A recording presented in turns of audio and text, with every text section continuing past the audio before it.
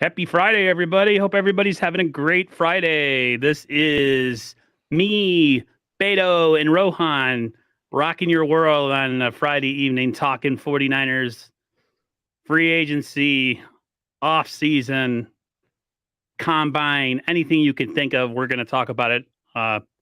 It's I always say that like the off season, I keep thinking there's never going to be anything to talk about, and literally like every 2 days like three more stories pop up where I'm like, oh, okay, I can do another stream. Like I'll end the stream with somebody and be like, well, probably not going to stream for a week, and then like two or three things happen. So uh, I want to first of all thank my co-host Beto for popping on once again, and Rohan for making time in his busy day to make time for the stream. I appreciate you coming through, man. Yeah, appreciate you both. Should be a fun one. So Absolutely. I want to hit on the news that was released not too long ago. I don't know if you've seen it, Rohan. Sterling Bennett, a couple other people were talking about. It looks like Brock Purdy's going to have surgery next week. It's a Yes. couple unnamed sources who don't want to be. I forgot what the word it said. They just don't want their name attached to it or Anonymous. something right now. Yeah. Yeah, But those are not. yeah, not the rumor, but what I've heard over the past week and what some sources like of Rappaport's, you've seen some of the stuff and what I've heard is that it should happen, or at least the initial thought is that it's supposed to happen early next week. That's always a good thing. We've been waiting on that one for a while. Oh, hold on a second. Oops. You guys there? Yeah, we good. Yeah, we're here. Go right ahead. I'm sorry, I had a little bit of a freeze up on my side. Okay. But I mean, I think that, it's good that we hear the news, although I've been saying it for the last 2 months. Beat writers, media is starting to catch on and say similar things, and that right now, if we're being honest, this is Trey Lance's team because Brock Purdy is not going to be ready, likely, for training camp. His old timeline might have not put him available for training camp either. Now, let's say you have the surgery in early March, which means 6-month timeline. If all goes well, he's ready early September. Early September is after the preseason, before week 1. You don't throw out Brock Purdy there week 1, and it's also uncertain if he's going to be ready week 1. So you don't throw him out there week 1 as your starter, which means right now, unfortunate to some people who don't for some reason want it, Trey Lance is quarterback number 1. I'm totally fine with Trey Lance being quarterback number 1. I think it's his time. He's getting his chance to reshine again. You know what I mean? Yeah. It's an unfortunate situation what happened last year, but it's the nature of football. You know, people get hurt, somebody else steps in, sometimes careers are altered. You know, just look at the Tom Brady, Drew Bledsoe situation. Things happen. And I was listening to John Lynch talk. Trying to think where it was. He might have been on with Matt Mayoka on his podcast talking about, it doesn't really matter where you're drafted sometimes. It matters what you do on the field and if you produce. And if you're a leader and people follow you, I love the Brock Purdy story, and I would love for him to, make something out of his career. But at the same time, like if the if the Niners decided to go with, Brock Purdy and he turns out to be a really great quarterback, it's part of the sport. It's part of sports. It's a part of athletics and stuff like that. So, but at the same time, it's gonna be nice to see him get a shot, being the guy in camp. Hopefully, he can improve on. He had a pretty rough. A lot of people were saying pretty rough preseason and training camp last year. So it'd be interesting to see if he can improve on that and maybe at least for a while shut up the detractors because people are going to come out.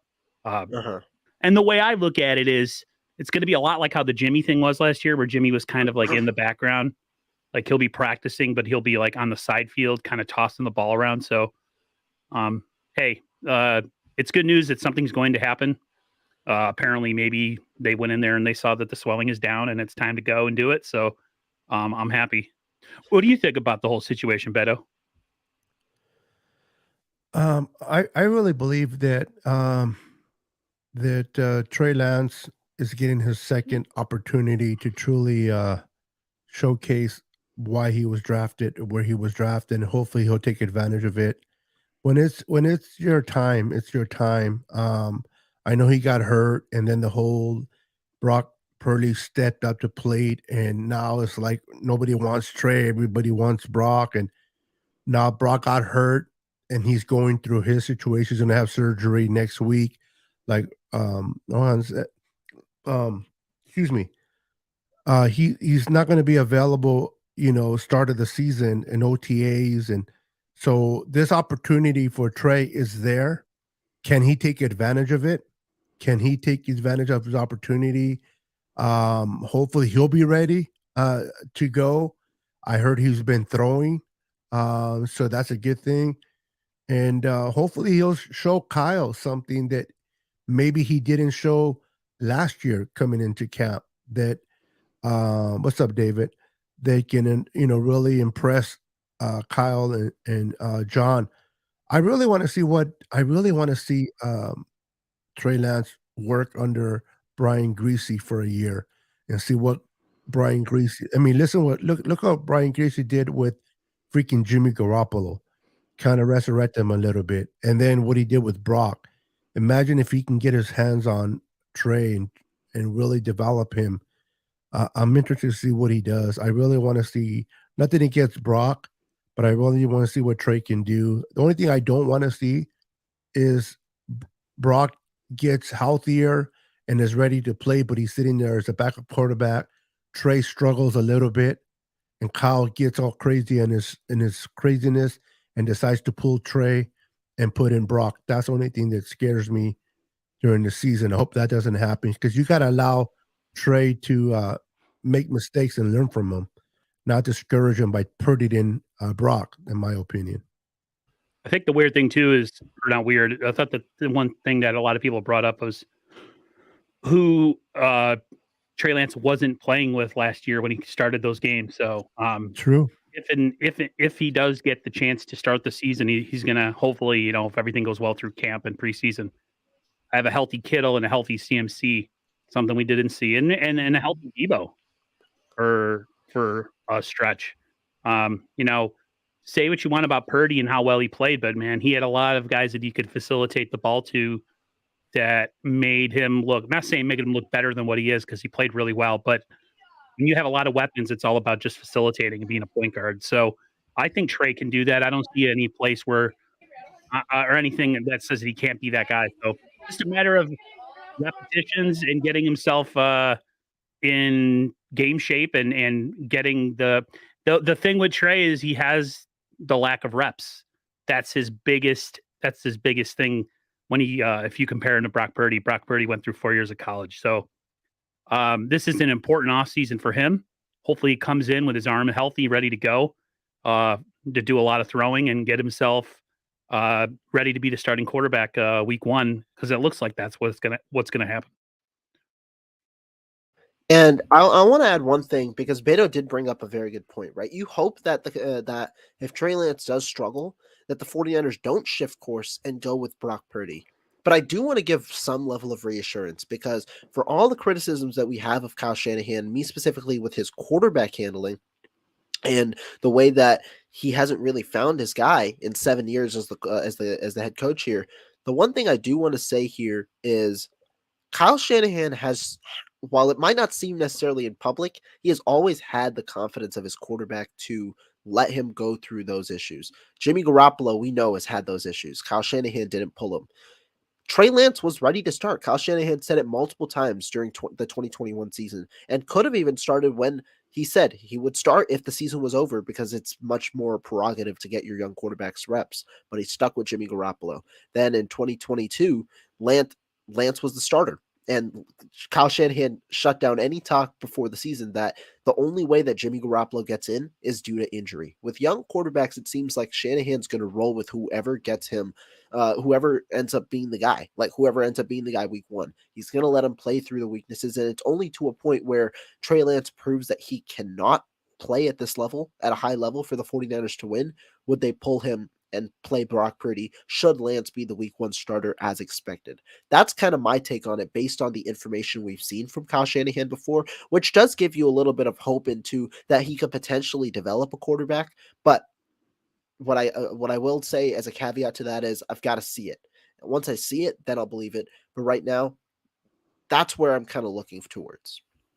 It's weird. Some of the talking in at the combine with uh, John Lynch, some people were trying to read a ton into it and saying that his body language and just the way he was talking about Trey's past tense. And then if you put him on with Matt Mayoka, he was talking about, Matt Mayoka asked him, he goes, uh, a lot of people like on the Niners players are saying this is Trey's job to lose. And John Lynch didn't really knock that down and say, no, that's not true. So I think in the eyes of Kyle and John, this is Brock Purdy's team still, but Trey has a chance to kind of alter that argument and make people forget about him.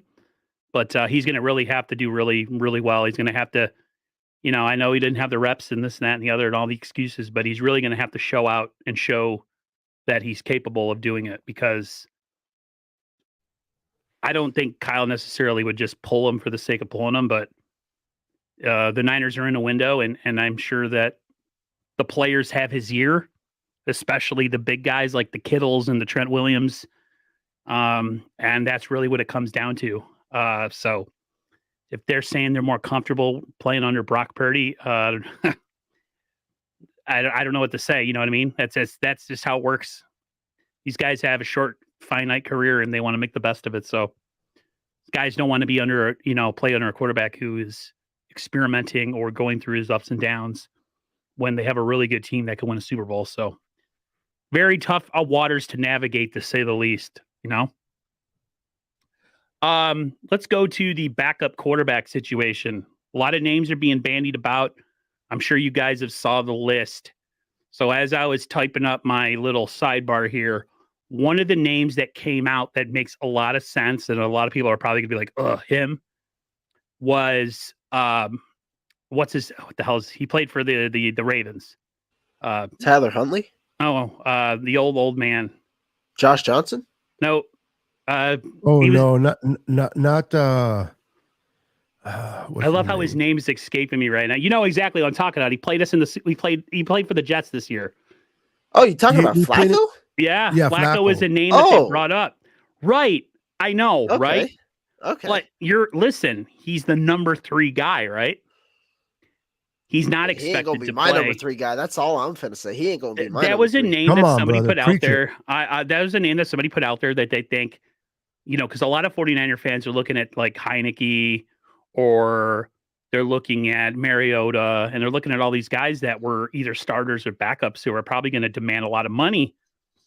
And really what this comes down to is they want to mentor a quarterback who will be there kind of in the background mentoring the younger guys. Flacco kind of fits that. He is not a sexy pick. He is not what any 49er fans imagine. But if you look at the quarterbacks, how many of those guys are going to want a lot of money? This is a third string quarterback, essentially, job you're going to be offered. So all of us are picturing like, oh yeah, Heineke will come in here, or Mariota will come in here and he'll be the guy. And I really don't see that. I feel like it's going to be somebody that we're not expecting. Maybe they bring back the guy they had in camp here last year, Nate Sudfeld, and he could be the third stringer. You never know. I just want everybody to prepare their brains for something that's not very sexy or doesn't sound very good as far as the third string quarterback. I would love to bring in Cooper Rush from the Dallas Cowboys.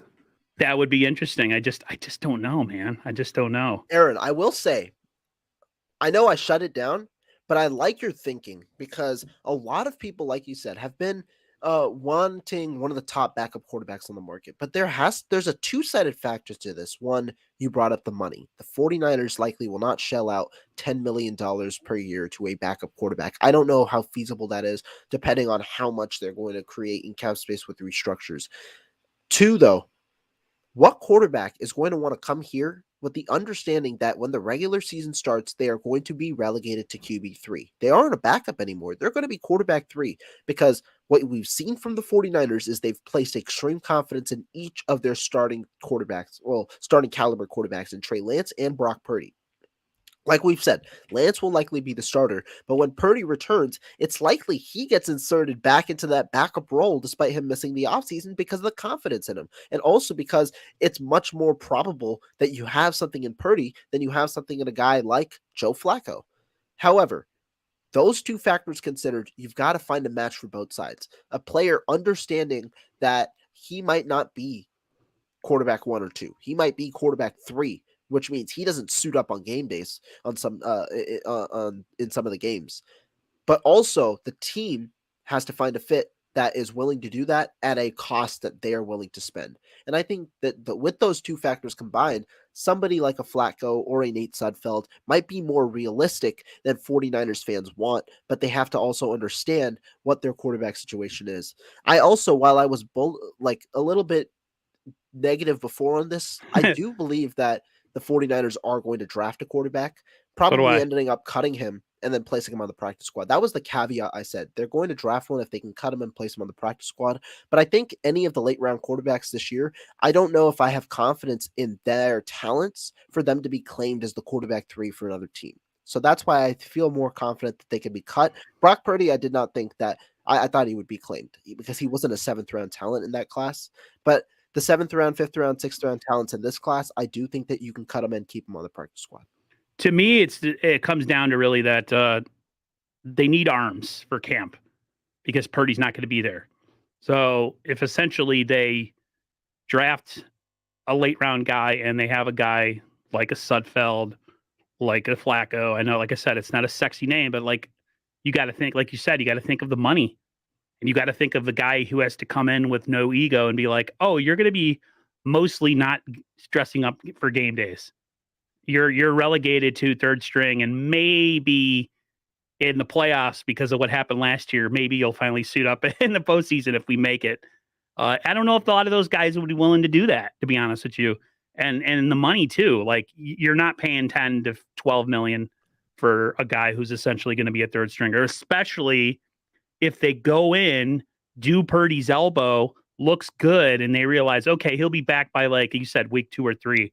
Like a lot of people are like, when I saw Flacco's name, I was like, it kind of makes sense. Hopefully he never touches the field ever, and we never have to think about it, but you have to have that kind of guy to be the guy that you possibly could fall back to in an emergency situation. So I know it sounds crappy. I know it sounds not sexy, but think of the money and just the logistics, of all of it, and it kind of makes more sense. It's funny how 49er fans get really. I love 49er fans. I know they're passionate for their team and they get excited, but it's like they got to look at reality. They got to look at the money. They got to look at every situation, every angle. I talk to a lot of Niner fans. They're like, man, we should go after Brissett.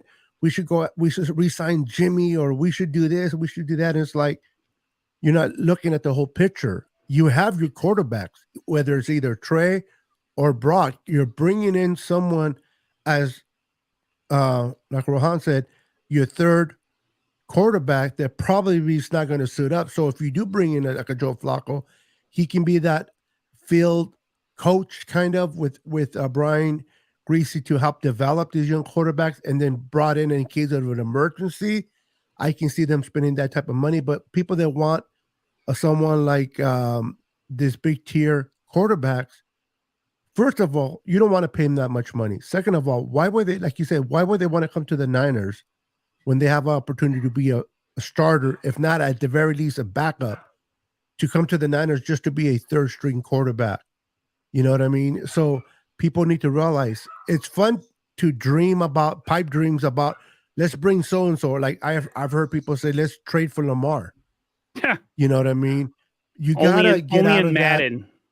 Yeah, you got to get out of the mentality because that's not reality.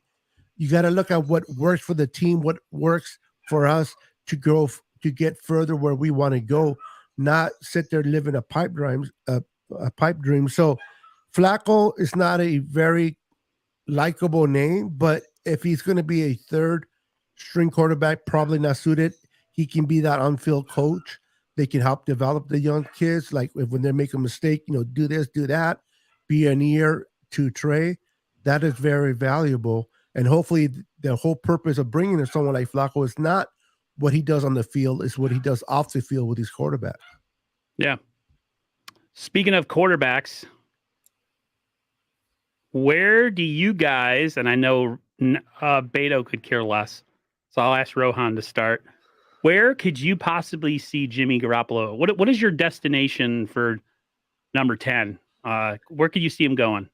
Right now, I think the clear-cut favorite in my eyes is the Las Vegas Raiders. The reason being, Las Vegas recently came out. I think I forget it was their coach or their GM. There was a report that recently came out where they have shut down the Rodgers trade ideas. Aaron Rodgers, if he is going to be traded, is likely to be to an AFC team. Right now, it seems like the Jets and potentially even the Dolphins might be the top two contenders, with the Raiders falling out. And my brother would lose his mind if that was the case. Oh my God. But yeah, Rodgers, it doesn't seem like they're a realistic possibility there. Raiders might want a quarterback in this class, but I think Jimmy Garoppolo with Josh McDaniels would serve as the perfect option to where they could have a bridge guy while they develop a young guy. I think CJ Stroud would benefit well by working behind Jimmy Garoppolo. I think he could benefit well. I think he's my quarterback 3 in the class. Will Levis, if they like Will Levis, he could benefit well by working behind Jimmy Garoppolo. Or if they look to if they just want to get utilize their roster or their pick to get a better team, insert Jimmy Garoppolo, appease Devontae Adams by making the roster better, and Josh Jacobs by making the roster better, and draft a high caliber player at 7, right? To probably help out their defense. You can do that too. So they have a ton of options. I think the Raiders right now seem like a favorite. I know a lot of people have said Tampa Bay or the Saints. I don't know how realistic that is. I think though it's going to be similar to last offseason, but a little more likely now that Garoppolo gets that deal that he wants, in that it's a domino effect. You first wait for Rodgers. Everyone's going to wait for Rodgers. Rodgers will make his decision. If he stays in Green Bay, that opens up more possibilities. If he doesn't, he likely goes to New York or Miami. Let's say he goes to New York. Then it's Derek Carr. Where does Derek Carr want to go? Does he want to go to New Orleans? Does he want to go to here or there, or here, wherever it is? Once Derek Carr's gone, then it's Jimmy Garoppolo. Wherever, I think Garoppolo's destination is somewhat predicated on those two. And depending on that, I think he could go. Right now, the clear-cut favorite to me is the Raiders. Would not be surprised though if he goes to the Patriots too. Listen, the Raiders would be great for him because it's like the situation he came from. He pretty much is just steering the ship. He's got all those playmakers around him. He's got a good tight end, good slot receiver, good wide receiver. He just has to stay out of the way. Jimmy Garoppolo would never survive in a situation where he didn't have a ton of playmakers around him. So. Yeah, put him in a ready-made team. I think the Raiders. I honestly think the Raiders would be a good fit. It's funny that you say. Where did you hear? Is that just you that said the Rodgers to the Dolphins, or is that something you've been hearing? I read it in a report recently. Some Rodgers. Because I just read something that said that the Dolphins are not 100% against moving on from Tua. Right, and the information normally comes out in little sprinkles. I heard Rodgers. I probably The Athletic is where I read the report. I'm not exactly sure. I read it somewhere. But that would be insane. Somebody said it, and then Kurt Benkert, Rodgers' former teammate and former 49er quarterback, said Dolphins would be a thing. They have really good receivers. Yeah. They have really good receivers. He would just have to throw the ball up. Listen, man, I don't like Rodgers as an individual. I think he's a real shady cat. But as a quarterback, one of the best of this generation, no doubt. You can hate on somebody's personality and just think they're a dirtbag, but also admit that they're an incredibly talented individual. I was never the biggest Brady guy as far as just how he acts on the field and his petulant little temper tantrums, but he's the GOAT, you know what I mean? So, dude, I'm not going to tell my brother because he'll be like, it'll ruin his day if it doesn't happen. So I'm just going to leave it. I'm just going to leave it out of the conversation for a while. Your thoughts. I'll start with Rohan and then I'll go to Beto.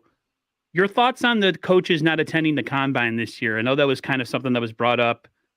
Some people think it's a problem. I was on the Camperman report and I kind of changed his mind because he was like, I see it as a problem. they should be there, da da da da. And then I told him, I was like, well, the Niners have also had a lot of coaching changes and a lot of coaching staff overhauled in the last 2 seasons. And I think they are a bit better served back, 49er land and letting John and Adam run the show at the combine, since they're the ones that pretty much make the decision anyways. Do you agree with that? Or are you kind of more on Camperman, who thinks that the coach should be there? No, I mean, if I'm being honest, I don't really care. Like you said, there is that as well, but I think that you can also spend your time better with the way that it works in kind of like in today's world. Everything that you want is online. To me, the only thing that's important about the combine, I know we get all hyped up about measurements and stuff. The only thing that's important about the combine to me is the interviews. And Yep. the 49ers have their entire John Lynch is there. I think Tariq Ahmad, their director of college scouting, that entire group is there. So the interview stuff, that's getting done. Like the 49ers are doing that. And so maybe do you want your coaches in the room to see how it works? Yeah. But I think the number one important thing always when drafting is the tape.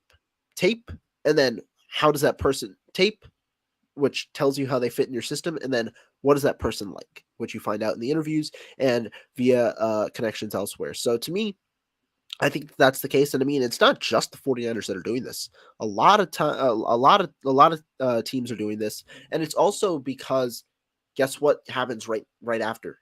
It's free agency, right? In 2 weeks. Teams right now are heavily scouting. Who do we want to contact? Who do we want to look to sign? Who do we want to kind of get into our culture? And also, who do we want to bring back? In decisions like that. The 49ers obviously have a ton of those, have to figure out that with restructures and things like that to figure out money. So I think because of how the timing works, I don't think that this is an issue. And I also don't think that this is going away. I think more and more teams might decide to as well. Obviously dependent on the teams that are drafting at the top compared to the bottom. What do you think, Beto? Yeah, I agree a lot with what Rohan said. Not only that, but last year Kyle wasn't there either. He was not at the combine last year. Mainly the GMs are always talking amongst each other, possible trades, this or that. And Kyle's more better suited at back in Santa Clara, working with bringing some more coaches into the staff and getting everything ready for free agency. And one thing I've noticed, and when people think that there's no relationship, I don't know where they get it from, but they're like, just because they might not agree on quarterbacks, they're like, man, the front office is not on the same page.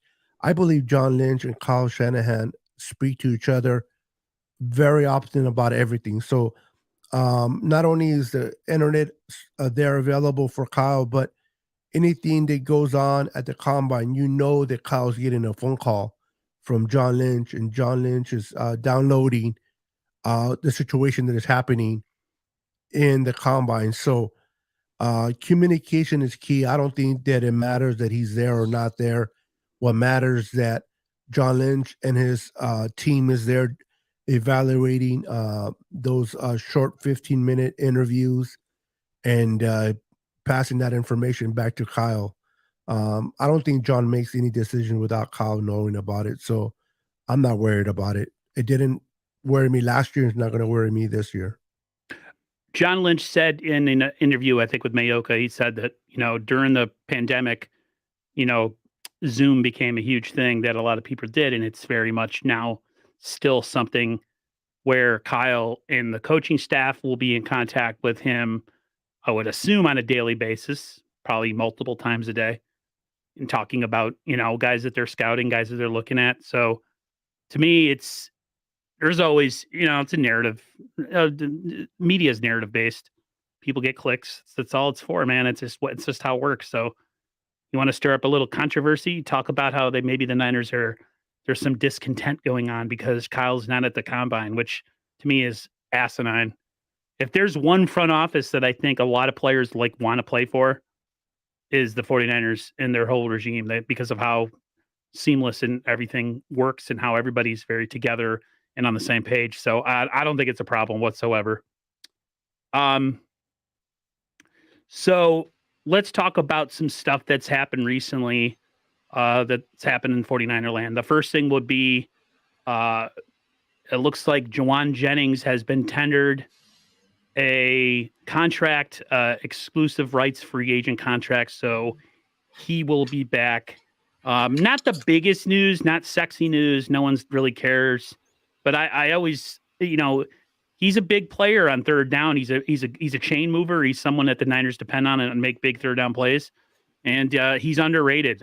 He's not the fastest guy. He's not going to break a lot of tackles. Well, actually, no, he's not going to burn people, but he will break a lot of tackles. But I think he's underrated and important. I think a move like that is something that, when we talk off season, those are the ones that we don't really spend a lot of time on. But then, in 4 or 5 months when football starts and he's making a huge catch to keep a drive alive, you're like, man, I'm so glad the Niners kept that guy. So I don't know. Do you feel the same way, Rohan, or are you a big Jawan Jennings fan?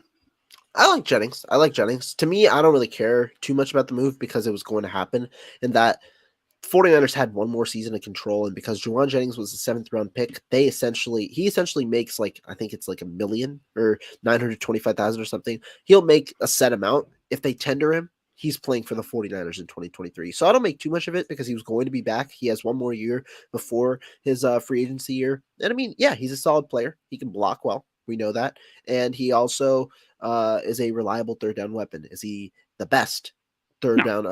Is the best wide receiver 3 in the NFL? No, he's probably average. He's probably right around there. But I mean, he fits within the 49ers system. He fits within the confines of the system. And San Francisco just has enough weapons to where, if their third receiver can just play his role, it's good enough because he's not the third receiver on the team. George Kittle is, Christian McCaffrey is, behind Deebo Samuel and Brandon Ayuk. So yeah, he's literally the 5th option. He's the 5th option. So maybe the 6th if you count Juszczyk. Yeah, so you don't expect too much out of him. And right. when you call his name, as long as he figures out, as long as he can work on the drops. Yeah, the dropsies with him and Ayuk. I think all our receivers suffer from a little bit of the dropsies. Don't know what it is. I don't know if they're just waiting to bowl people over downfield because they like to run over everybody. So they're trying to get their angle right or whatever. But yeah, I agree. Dropsies are definitely something he's got to work on. I asked this question early in the week and a lot of people scoffed at it saying that the Niners shouldn't waste a pick. But would you be against the Niners maybe looking to the future as far as drafting a wide receiver in this draft, maybe in the 5th round or something like that, considering, there's talk from some circles, depending on who you talk to, that, people think like Deebo could be the most likely guy in a couple of years, not this year, not next year, but maybe after next season to be on the move, based on his physicality, the way he plays, contract, all that stuff. Would you be against the Niners making a move like that? And then drafting a wide receiver, say mid draft and, having him compete, maybe not this year, but maybe into the future? Beto, if you want, you can go first and I can go after you. No, it's okay. Go ahead, bro. I was actually looking at the comments, dealing with people in the comments. So I didn't quite hear the question quite well, but go ahead, bro. Thank you for asking. I mean, no, always. But talking about a wide receiver, I think it'd be intriguing. I mean, if it's in the 5th round or if it's in a late round, I don't have a problem. I don't have a problem if they draft any position in the late round. Why? You're going for the best position or best player available at that point. When it's really after the first 3 rounds, even though I personally believe you should go best player available the entire time, when it's past those first 3 rounds, teams normally do try and go best player available, try and figure out who best fits on their best fits from their draft board. Would not mind a receiver. Why? Because I mean, you talk about Deebo Samuel. Whoever you draft in the 5th round is not going to look. You're not looking for him to replace Deebo Samuel. You're looking for him to make a role. It might be on special teams, right? The 49ers, they normally carry 6 receivers. I think they got 5 of them set. And Ayuk, Samuel, McLeod, Jennings, and Danny Gray. So if you want to carry a 6th receiver, it's true. You've got one more spot available. I mean, they gave it to veterans last year, flip-flop kind of behind veterans, and then I think they ran with 5 for a good portion as well, and used one off the practice squad and flip-flop between those guys. But really, your 6th guy is a special teams guy. So if you think a guy can fly, if you think a guy can play well on special teams, go for it. But also, I mean, if you're looking towards the future, if like you bring up Deebo Samuel, he's not going to get moved this offseason unless it's designated with a post for a June 1st move, which is a little unlikely. I personally don't believe he'll get moved. I think the talk can be there. But next offseason, I think, is a possibility. After you get your rookie quarterback or whoever the quarterback is a little more acclimated, get him obviously with a full year of Debo Samuel. That's why you signed him to the 3-year extension, to help progress the growth of your young players. Next year, I think they could look to entertain the move. Now, I wouldn't be surprised if Debo Samuel plays out this contract with the 49ers. Do I think he's a 49er for life? No. I think the 49ers are going to move forward with Brandon Ayuk to be their wide receiver one. And when you look at Ayuk's contract, this is his 4th year. His 5th year option is coming up next year, which the 49ers will pick up. And then the first year of his extension will likely be a lower cap hit, which is in not this year, not next year, the year after, which is Debo Samuel's final year of his deal. So you can harbor it because Ayuk's cap hit will be low, Samuel's cap hit will be high, but combine them two, and it's fine for two receivers. Paying 28, 29 million or 30 million or whatever for two receivers is not that big of a deal. But I don't think that the 49ers will harbor both receivers, and so I think you could look towards the future if you're looking in that range. Would not mind a receiver with the amount of picks as well that they have. I got a comment on this, Steve Supremo. Ayuk will be a cap casualty. I don't think so, dog. I think he's a future 49er for sure. I mean, if you think for some reason that he could be cut, he's not a cap casualty. You don't save any money by cutting Brandon Ayuk. His contract is fully guaranteed. His 5th year option would be fully guaranteed. His contract's fully guaranteed. Even if you trade him, you're losing money because there's guaranteed money attached to his deal because of he's a rookie. Yeah, someone like Ayuk, you definitely want to keep him on your roster until he finishes that rookie contract, and then make a decision. Regarding drafting a receiver in the later rounds, I mean, you always want to look at what's the best available prospect at where you're picking at. But I honestly think that if they're going to focus on truly bringing in a receiver that could possibly replace Debo, I don't think it's going to be in this draft particularly. I think they're going to wait into the 2024 draft when they have a little bit higher picks to do so, unless there's a receiver in the bottom in the 5th round where they're like they did not expect that particular receiver to fall down that low. They may take a flyer on them, but and to Ron's statement about Debo Samuel, I know a lot of people love Debo. I love Debo. I got his jersey, but there's no way eventually you're going to be able to afford both receivers for long term. You're going to have to make a decision who you're going to move from. And I think that Debo is probably the candidate they move on. But I don't think they move on from him into maybe in the offseason of 2024 or 2025. They decide to move on for him. So there's no rush, particularly because Ayuk is on a rookie contract. There's no reason to move on from Debo right now. Play them both and see what you can do. So bringing in a receiver is a possibility if they fall in love with someone that falls down to them. If not, I think they really will focus on that in 2024 draft personally. There is a position that I think I would not be surprised if the Niners made a move on in the draft this year if it's not receiver, and that's I think they're looking to draft another tight end. Now, does it happen if our guy's going to be available when we actually draft? That's the whole other question. But there's so much combine stuff going on right now. I'm so lost with all of it. But I have been paying attention to a lot of the feed and a lot of people talking about how the Niners. There's a feeling going around that they could draft another tight end this year just because of who they're looking at. I would love another pass catching tight end. I think that's just make our offense that much more dynamic. What's your thoughts on that, Rohan? Give me 1 sec. I gotta get a computer thing. Beto, you can go for it, and then I'll answer right after. Got it. Yeah, there's a particular tight end from Clemson that they actually even interviewed. And matter of fact, he's went through college and high school, really loving Kittle, and so they asked him how he would feel to work with Kittle, and he does a lot of the things that Kittle does. He's a good blocker, great pass catcher. So I just can't think of his name, but he's from Clemson, and I think he'll be a good pick if they choose to go that way.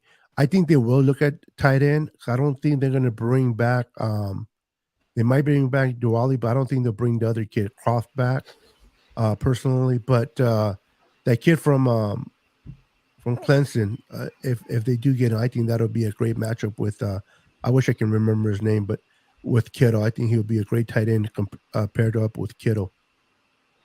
You're saying Clemson? Yeah. Interesting. Off the top of my head, I'm don't looking at some players right now. I don't know one from Clemson. I know there are a lot of really solid tight ends, and There's Tennessee. while think of his he name. tries to figure that out, I'm not exactly sure. Would it be Davis Allen? Is that who you're talking about? Davis Allen, yeah. Ah, okay. Got it. Okay. But I mean, talking on the tight end position, I think that the reason you're hearing it, Aaron, is because yeah, I mean, it's a big possibility. I think there was a Matt Barrows article talking with Adam Peters, obviously a very good scout, one of the top scouts for the 49ers in terms of leading that department. And Adam Peters specifically talked about the tight end position because this is a really, really deep tight end class. The 49ers should be able to get a tight end that they like where they select in the third round. That is how deep it is, because when you talk about tight end, it's such a unique position in the NFL.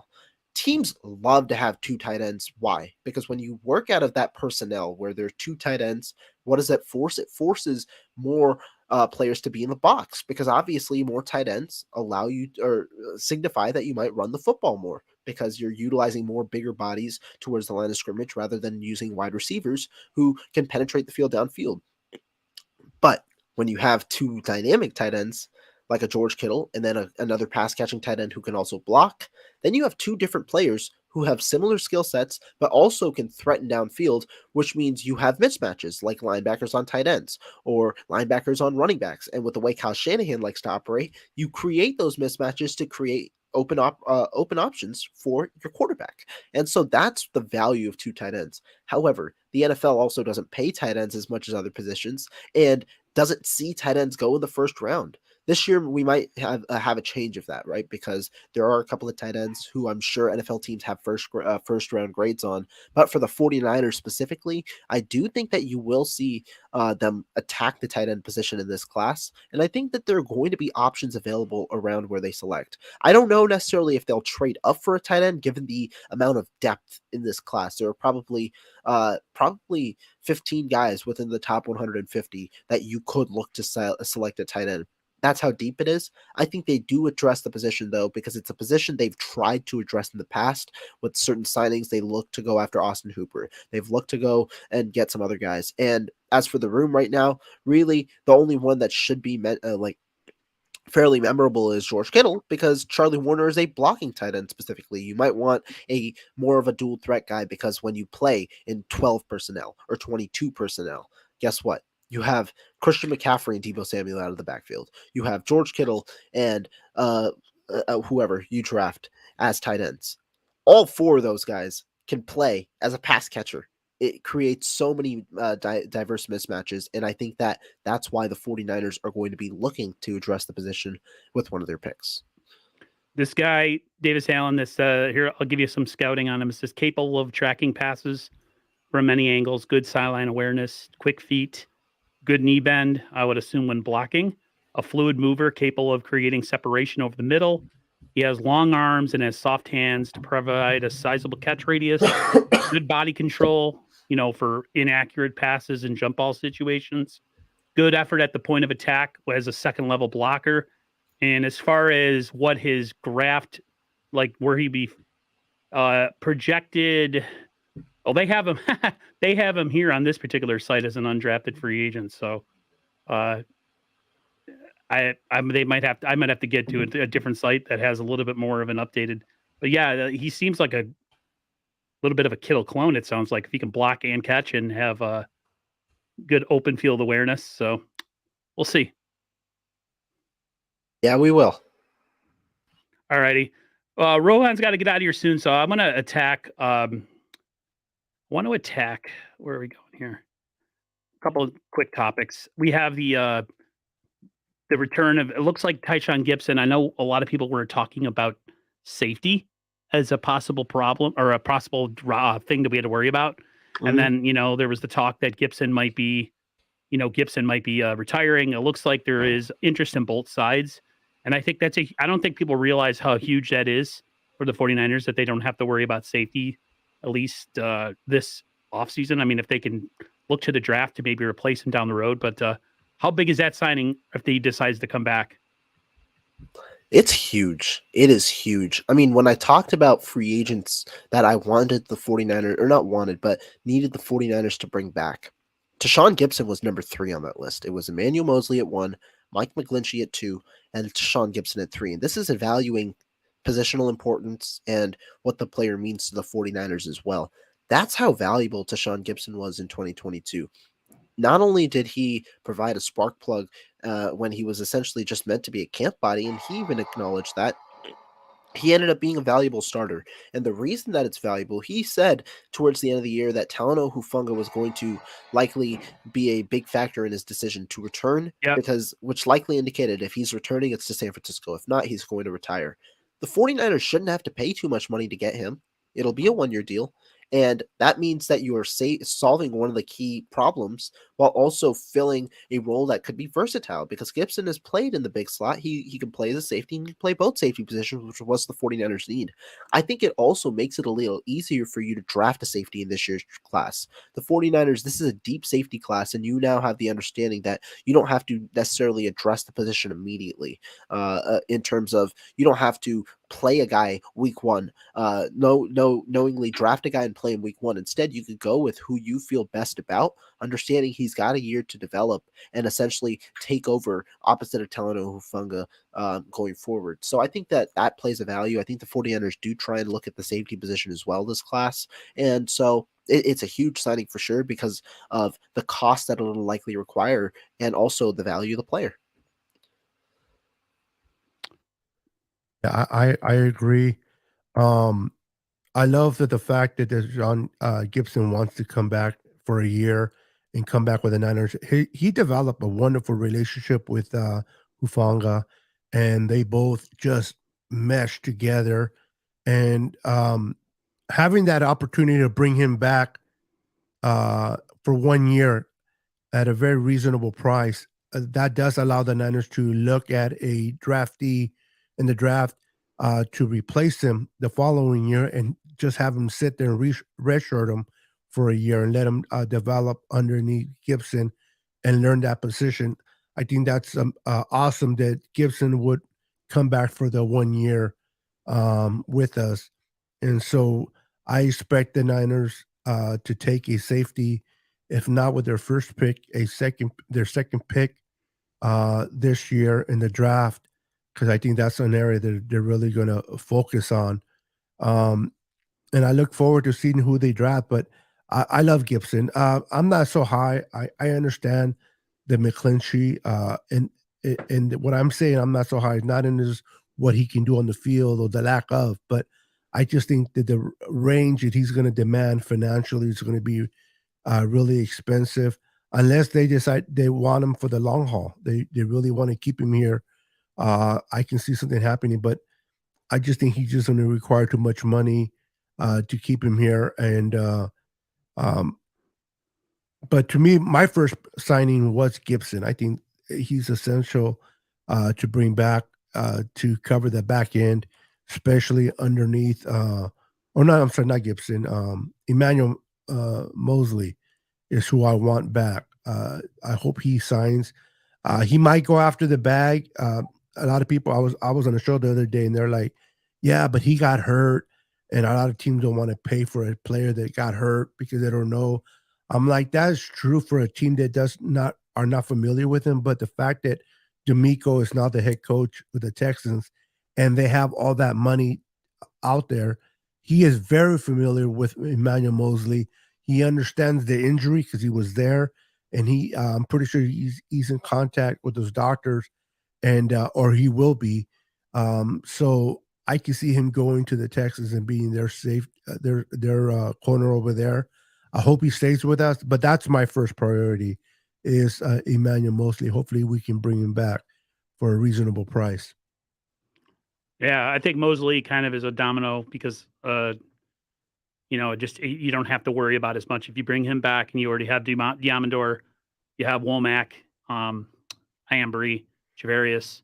You don't have to go like you have to draft somebody and they have to hit immediately. You can get somebody maybe that works their way into a starting position maybe in a year or so, being that you're going to be picking in the third round.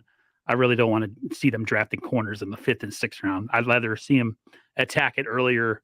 I think this is going to be a defensive heavy draft personally, but we'll see. I want to ask you one real quick thing, Rohan, then you can go. Let's do it. Khalil Mack to the 49ers. Would you What make it about it? happen? Would you make it happen if there was a way? I mean, if there was a way, I mean, absolutely. But if there was a way means if he gets cut. Because He is the getting cut. 49ers He is getting cut. I thought they were going to try and trade him. They're going to try to trade him, but if they can't, then they'll okay. cut him. But I didn't see they're the gonna try trading. to trade him first. Damn it. Yeah. Okay, well that throws a whole wrench in that particular thing. I know they're trying to obviously what do you call it? For figure out their salary cap situation. And it comes with the caveat, obviously. Mack is 32. The 49ers recently have shied away from talented older players in favor of younger players who are talented but also have room to grow. Example, Charvarius Ward over Stephon Gilmore last year. Both performed at a high level. They went with Ward, who's 25, for a 3-year deal rather than Gilmore, who was 32. I think that they'll apply the philosophy, but if Mack is available and if he's willing to be had at a solid price, I wouldn't be surprised if the 49ers go after it. It'll be a system change because he's going from a 3-4 outside linebacker to a 4-3 end. But, I mean, it shouldn't be too big of a transition for Mack. And he'd be a solid player. Injuries have been an issue at times, but he'll be a solid player for the 49ers. Trade won't happen. They don't have capital, so trade just won't happen. And so that's there. I don't think that'll happen. We'll see though if Mack gets traded or not, even if it's for low round compensation. But if he's on the open market, would not be surprised if they at least reach out. Don't know if they'll end up making the move itself based on the amount of money, but would be intriguing for sure. Appreciate your insight. I'll let you get out of here, man. Let you do your thing. Appreciate you coming through for the time that you could. I know you're a busy man. I forgot what promotion you just got. I saw your letter on Twitter. You're working for some. I saw something. Oh yeah. I'm the site manager for my site here at Wisconsin for SB Nation. Yeah. Awesome. Yes. Congratulations, brother. Congratulations on that. Sorry, I was confusing you. I didn't know exactly what I was reading, but I knew you had something you'd been that one is promotion. I think the letter that I posted was I'm going to the conference postseason tournament, Big Ten conference postseason tournament next week in Chicago. So awesome. I'll be down in Chicago covering that for my team. Yeah, that's awesome, man. I'm happy for you. Appreciate you coming through and talking Niners with us, man. Have a great evening. You too, both of y'all. Stay safe. Have a great evening. And thanks, brother. Be blessed, brother. See you, buddy. So I wanted to ask you about this one, Beto. Did you see that ranking that the NFL put out about teams' facilities and how some teams like the Cardinals? The Cardinals got a really bad ranking. I heard the Chiefs had really bad with their health staff. The Niners are 7th in the league.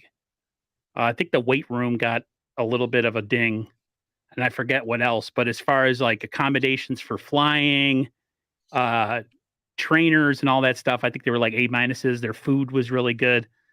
Why in the hell would they ever want to do so? Why would you quiz your employees about something like that? Because if you quizzed me at my line of work where I work now about what I really feel about the company, they would have to take me into the office because everything would be negative. Yeah, I don't know if they're actually inside the building quizzing their employee. I think they're from the outside going to all 32 NFL teams. They have a contact on the inside. One of the things I heard about the Niners was their bathtub accommodations, or not the bathtub, but their whatever, where you put the ice chest in and they go in there to heal, are not meant. They're no bigger than, I believe, 6 feet. And, you got players that are like Eric Armstead, they're sitting there with just one leg in there because that's all it can fit in there. And then you got to wonder why our players are always getting hurt. The fact that our training room facility came really low, that should be an alerting thing that they got to get that shit together. Jed York needs to get out of his ass and put some Pay a little money bit more into that. money. You Yeah. got a beautiful stadium across from you. Why can't you put money in the facility, particularly when it deals with the players' health? From what I heard, a lot of college programs, their training rooms and their locker rooms make the NFL look like a joke.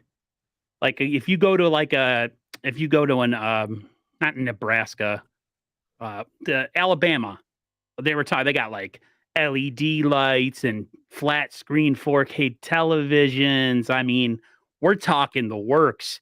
But And you keep in go into mind, some of the, they're not playing. They're not paying they're not players paying the either. athletes right. They're stealing from them. Yeah, So yeah, that'd be awesome. It's so funny that I wouldn't.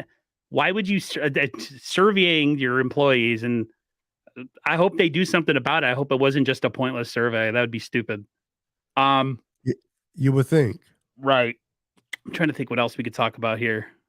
We're pretty much down to the end here. See what else we got here. I know I have something down at the bottom. Well, maybe that's it. I thought it was interesting that if you watch a lot of the people that are being interviewed, it looks like the Niners are going defense heavy at the combine once again. Do you have a problem with the Niners going defensive heavy in this draft, or are you completely okay with it? Because I really don't have a problem whatsoever if the Niners go defensive line, secondary or whatever. I think the Niners need to get back to that. To be honest with you, I think we kind of fell off a little bit. You know what I mean? Yeah, I mean, you got to look at both sides, offense and defense, and you got to look at where the most holes are at. And right now, it's defensively, and they want to maintain that number one defense, especially under Wilkes' first year there. I'm a big defensive guy. I've never really been an offensive guy, so I think like a defensive coach, the more players you can give me, the better I can work with. But I also believe in the trenches too. So I think they're definitely going to focus both sides in the trenches. Right now, they're looking at the defense because I don't believe that the offensive players don't come out until next week on Monday or Friday. Monday or Tuesday. So we have to wait to see what happens there. But I think the Niners are going to focus offensive line, defensive line, and then, like I said, really look at a safety. They could potentially replace Gibson once Gibson retires, because we're going to have him for the 23, but that's about it. So safety, I don't think they'll go corner. I think Lenore really stepped up towards the end of the year. Yep. He was kind of like up in the air, like, is he going to be good? He's not. But towards the end of the year, especially in the playoffs, he really, really stepped up with those INTs. I can see him, if they don't bring Emmanuel Mosley back, I can see Lenore taking over at that second cornerback position next to Ward. So hopefully we can keep Emmanuel, but I like what Lenore has done. And then Womack, I think Womack really, really was groomed and developed to take over for Jimmy Ward. Once Jimmy goes, I don't think Jimmy will be back, and I think Womack is his replacement there. Yeah, it'd be. I don't think the Niners will be huge players in free agency, but I do think they'll make maybe one decent move. Maybe right tackle.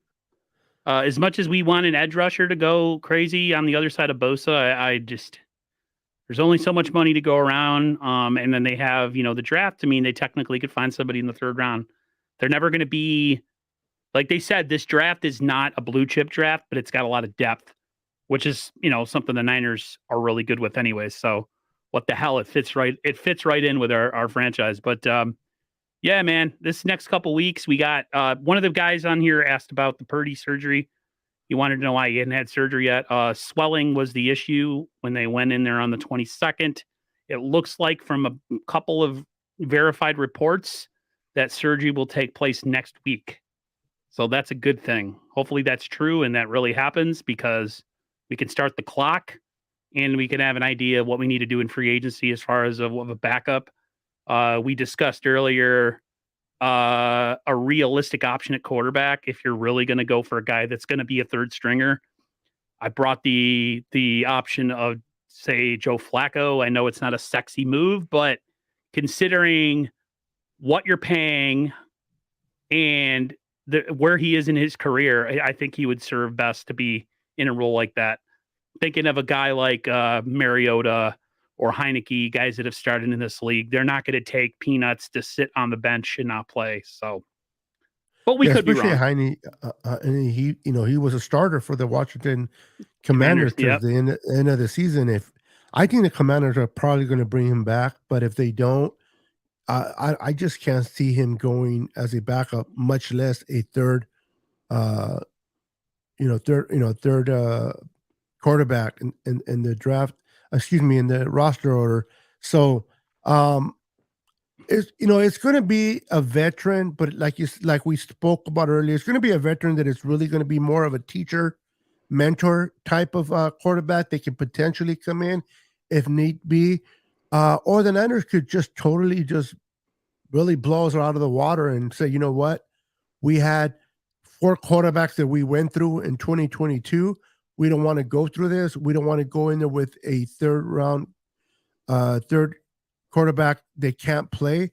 So we'll see what happens. It's going to be interesting to see this free agency, because if the Niners are going, I'm going to know what the Niners are going to do in the draft based on what they do in free agency. Yep. Particularly at the quarterback position. But I do think they will draft a quarterback as well. You can never have enough quarterbacks, particularly the Niners. We go through them like nothing. So I see us drafting a quarterback, and just for roster. And then also, I wouldn't even be surprised if they bring one in and undrafted free agent just to see what they can do. Because you have to have, 80 players? Yeah. So, and then you can work your way down from there. So it'll be interesting to see, Aaron, what the Niners do. But I definitely believe that they will get someone like Joe Flacco, someone maybe like the kid that was over the redhead from the Saints. What's Dalton. his name? Dalton, yeah. Yeah. Someone of that caliber. Yeah, you got to readjust your expectations. Yeah. Everybody, $3 to $4 million range. Right. Everybody gets so excited when free agency hits, like, hey, we got to sign this guy. Listen, man, we're trying to field a competitive team that has depth, right? Correct. Don't be surprised if the Niners say, hey, you know what we're going to do at center? We have Nick Zakiel. He's going to be our center that we drafted last year. Maybe they kick over Burford to right tackle. Everybody thinks we're going to go on a market for a right tackle. The Niners might have other options behind the scene that are less expensive and might more. Put Poe at guard. Right. We don't know. We honestly don't know. The Niners don't tip their hand, so you're not going to find out. The CMC trade last year, I didn't expect it. Yeah, nobody expected that trade at all. I still can't believe he's on the team. He's like a cheat code, man. The Niners, if they stay healthy, they'll have a really good offense next year. If Trey Lance is the guy, man, and he can just kind of stay out of the way and facilitate Beto, I think he'll look really good too. I got a lot of toys. He's got a lot of toys. Just get the ball and get out of the way. You know what I mean? Just, try to be more accurate over the middle. Try not to get your players killed. Get better in the intermediate stuff. We know that you can hit all the deep quadrants on the field with all the throws. We know you have a massive arm. So, it's funny what the Niners do with certain positions, like going into last year's camp, going through all the preseason games. One of the areas that I thought was a liability was going to be the offensive line. Yes, based on how they were. But you got to remember, in the offseason and in preseason, they're playing musical chairs. They're trying to figure out who plays best. They will put somebody somewhere where they normally wouldn't do it in a regular game. They'll experiment in the preseason because they want to see what they're capable of doing. That's why they look so bad. I thought that we were going to have a bad offensive line, and I think at the end of the year, we were one of the top teams offensively. So what looks like in the offseason, what looks like in preseason doesn't always determine what it's going to be and the regular season. I have faith in Kyle to put the right players in the right position, including quarterbacks. So, but like you said, hope Trey can just facilitate. I hate that word, game manager, but manage that That's what he game and needs to start as. It doesn't mean that his whole career he's going to be a game manager. correct. Right Let at your this, players do what they do best. yeah, you got all these guys that can run after the catch. Just get them in the ball in position and run after the catch. That's if you watch Purdy. Everything that Purdy was doing was all simple stuff. He wasn't changing the game of football. He was saying, "Oh, look, here's a wide open guy. Let me get the ball to him in a position where he can actually go somewhere with it." Instead of a rocket ball or an inaccurate throw that a guy has to reach for and then get crushed. Like it's finesse with your intermediate passing. You have to be able to take down velocity and get the ball in there quickly without, rocket shotting stuff out of Well, bounds. Patrick Mahomes is considered to be arguably the best quarterback right now. And then in Joe the NFL. Montana says he does. Joe Montana And said that he was a game manager for his first year. right. And Montana said that everything you tell a quarterback not to do is what Mahomes does. But because Mahomes is so physically gifted, he can get away with it. Like all these sidearm throws and these shovel throws, nobody does that and gets away with it unless you're Patrick Mahomes. So I know when he first started to do it, I can imagine Andy Reid having heart attacks on the sideline. Like, what the hell are you doing? But then Mahomes, quarterbacks got to earn the trust of their coaches, right? Based on what they do on the field. That's why people always say, I can't believe they'll put Brock in and replace Trey. The Niners stuck with Jimmy all those years. They didn't replace Jimmy even when he started to suck on the field. I'm like, yeah, but who did they have behind Jimmy? They were not going to replace Jimmy with Mullins. They were not going to replace Jimmy with C.J. Beathard. Right. I don't care how bad Jimmy is. But now that they got a taste of Brock Purdy and what he can do in those 8 games, if Trey struggles, I wouldn't be surprised that Kyle is not hesitant to put in Brock, because if you notice in the play calling with Jimmy and Brock, even when Brock made a mistake that almost threw an interception, but it wasn't an interception because the player dropped it, Kyle went right back to the pass and put the ball in Brock's hands because he believes in Brock and he's able to extend that playbook. He couldn't do it with Jimmy. He was a handicap, if you will, with Jimmy. Yeah, he would go right to the run game as soon as Jimmy. Brock. Yeah. As soon as Jimmy would make a mistake, it was right back to the run game. Screw that. A lot of people wonder. I don't know if you, but a lot of people wonder, like, why is Kyle running Trey in the middle, especially when he got hurt, right? Why? But then I read an article and I heard somebody say that a lot of the things that they were looking forward from Trey, they found out in camp that Trey did not provide. Like, they thought Trey was going to be faster than what he really is. He's not running as fast as they thought he would be. So in order to run on the outside, you got to be fast.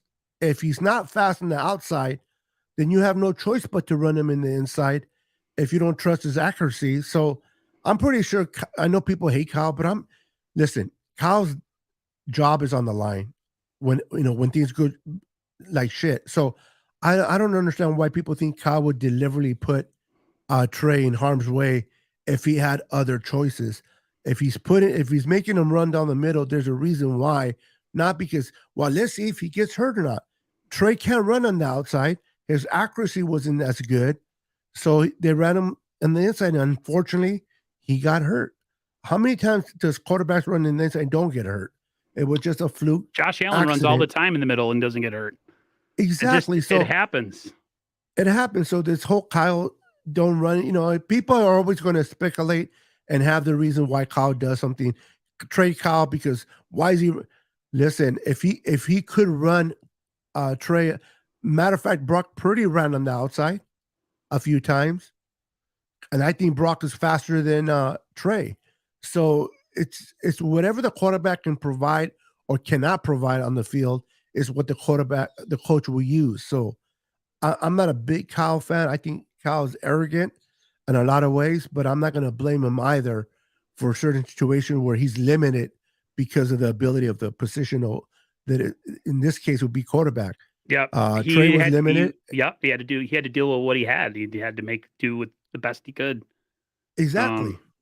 Kyle does get on my nerves. He is one cocky bastard, but He is. there really isn't another option out there that I would rather go to. So there just isn't. The best coach in the NFL resides in Kansas City. Whether you like it or not, he's a damn good coach, and it took him a long time to get there. So for everybody that out of wants 32 teams, can you say that Kyle could be top 5? Yes.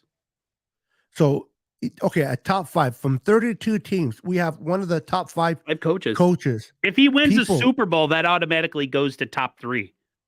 True. It Right? could even go to top 2. Who would be right now? If we think of 5 coaches, Aaron, Andy Reid being number 1, Belichick being number 2, who would be number 3? Kyle, maybe McVay before this year. I would put McVay won a Super Bowl, so okay, just because of the Super Bowl, let's put McVay at 3 and Kyle at 4. And who would be the 5th? I don't want to say Nick Sirianni. I don't like him. I was thinking more of the coach in Cincinnati. Yes. Be the 5th one. Yes. So we're talking about a coach that is in the 4th spot from 5 out of 32 teams. Yep. Out of 32 teams. So you know what?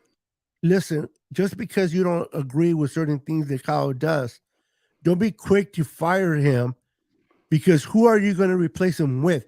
Did you guys already forgot the carousel of coaches we went through, the embarrassment that we went through? So the bad. I mean, oh my God. We had the freaking Seahawks eating turkey on our 50-yard line. Yes. Yeah.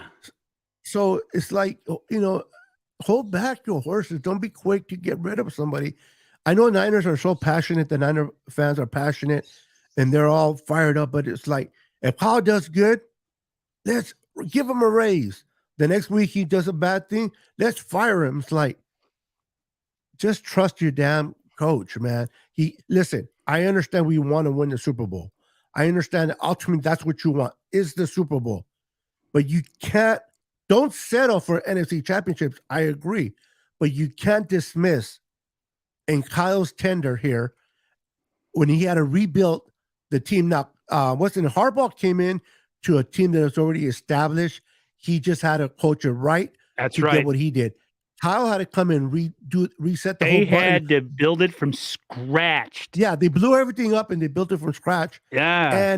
And his tenure here, he's been to what? 3 NFC championships and 1 Super Bowl appearance? Right. The Detroit Lions how many teams haven't even, look at the Cowboys, 28 years now that they haven't even smelled an NFC championship game. People, I'll tell you this. 49 throwbacks is Niner sickness. You can't compare Kyle to Andy Reid. You can in this aspect. Andy was always thought for the longest time of the guy who couldn't win the big one. When did that change? When he got his quarterback. Mahomes. Yes. Kyle Shanahan is a quarterback away from winning the 6th Lombardi for the 49ers. Well, simply Purdy put, could have been the guy Kyle last year. We don't with Patrick Mahomes. Absolutely. I think So I just don't know if Kyle would have been as patient. That's all. Yeah, I think Andy Reid's more of a quarterback guru developing quarterbacks than Kyle is. This is why Kyle brought in Brian Greasy. Like, okay, you know what? I need you have more of the patience, the skill set to work with these quarterbacks. I want these quarterbacks now. Kyle's like the drive-through coach, and Brian Greasy is like, I'm going to cook the home cooked meal. It may take longer, but at the end, it's going to taste better than the freaking drive-through. So yes, I use food as analysis. I'm fat guy, whatever. But got to be patient, man. You got to be patient with Kyle. 3 championships and 1 Super Bowl appearance. It's not that bad. Now I understand we want a Super Bowl. And nobody's settling for it. Nobody on this franchise. Acknowledge what he's done, but don't settle. Yeah, exactly. Yeah, these people are like, oh, the players are okay with getting. No, nobody's okay. For everything they put their body through every single year, the beating that they take, guy like Trent They ain't Williams, who settling. was asked after the gates, he thought about retirement, and he has every right to. He's freaking hits like a car crash every time he does his job. It's hard, man. The way they lost that game to Philly was just a freaking. It was sad. They didn't even. They didn't have a Kyle. They didn't have a puncher's chance. Like going into a boxing match, but you can't use your hands. What are you going to do? You can't block. You can't punch. Eventually, they took it on the chin as long as they could, and then they got floored. So, Niner Fanatic Podcast is in the house saying, "What up, Beto? What's up? What's up, Pete? Listen, Kyle. They blame Kyle for putting a third string tight end on Raheem, whatever his name is, Reddick, their pass rusher over there in Philly, right? But you know how many times he used that same tight end to do the same exact play, and it was successful? It wasn't like it was his first time using a third string tight end, like for the very first time in an NFC Championship game where he got blown up. He did it multiple times in regular season, and it worked flawless. It just was the timing. What's his name got burnt? He came in and hit Brock. And another thing I've been hearing, bro, is now is Brock going to be injury prone? That is the stupidest thing. He's played 4 years in college. I forgot how many games he played and hardly got hurt. This injury that happened to him, it was a fluke. I don't expect it to happen again. And I don't think that Brock is anywhere near injury prone. I think Trey might be more injury prone than Brock, if you ask my honest opinion, but I don't think neither one of them are. Niner fans just need to slow the roll, be patient, bro, and let's see what Kyle does. I mean, and if you get enough cracks at it, eventually you might get in there. Yeah, at least listen. You got to knock on the door for the door to be open, right?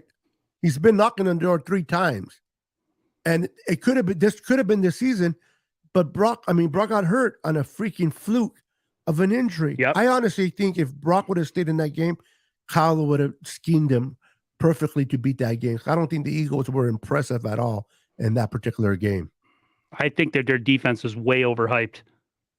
I really do. Yeah, and the Niners, listen, Debo was criticized for talking about their defense. Ayuk talked about their defense, and people were like criticizing them for, they're sore losers. But they got exposed in the Super Bowl, and that is exactly what Debo and Ayuk were talking about, their defense. So they were not being little babies and crying. They were just telling the truth. And they got exposed badly by Patrick Mahomes.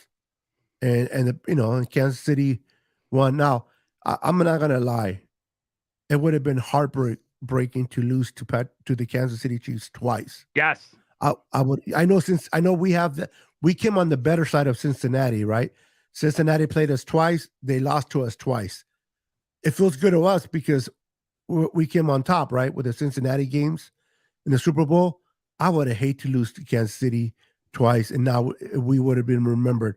Niners been to 3 Super Bowls, but they lost to Kansas City and Patrick Mahomes twice. So we definitely got to fix that quarterback position, bro, because I think our defense is good.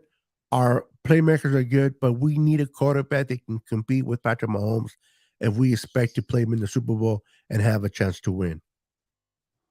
100%, Omi. Anything you got going on this week on the channel or next week? Just on Thursdays, we have what I mentioned to you on the private chat. We have this that me and Brandon developed. It's called the 49ers Podcast Network.